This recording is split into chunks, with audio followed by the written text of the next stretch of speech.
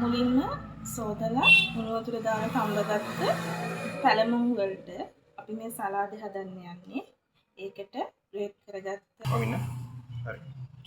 මුලින්ම සෝදලා තඹගත්ත පැලමුන් වලට පිපිඤ්ඤ ග්‍රේට් කරගත්ත ටිකක්. ඊට පස්සේ ලුණු ටිකක් ග්‍රේට් කරගත්ත කැරට්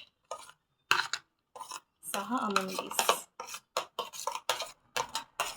මේ ඔක්කොම දාලා ඊට අමතරව අපි මේකේ පෝෂණ ගුණය වැඩි කරගන්න තඹගත්ත බිත්තර පොඩියට කපලා අරගෙන තියෙනවා. ඊට පස්සේ රසායන ගම්මිරිස්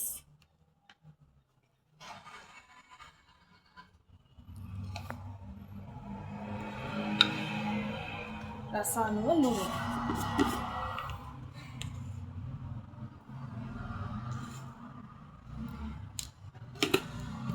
ඔලිව් ඔයිල් ටිකක්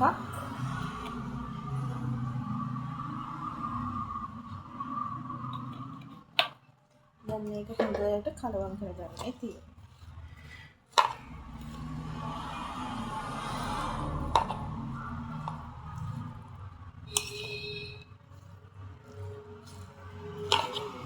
මේ සලාදේ ඔයගොල්ලන්ට රාත්‍රී ආහාරයකට උනත් මේක විතරක් ගන්න පුළුවන්.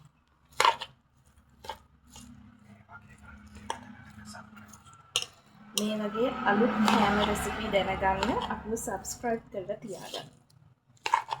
මේ සලාදේ ලෑස්ති. අපේ පැලමුන් සලාදය දැන් ලෑස්ති. මෙන්න මේ විදිහට තමයි හදලා ඉවරනාට පස්සේ තියෙන්නේ. මේක හරිම පෝෂණ ගුණයෙන් වැඩි සලාදයක්.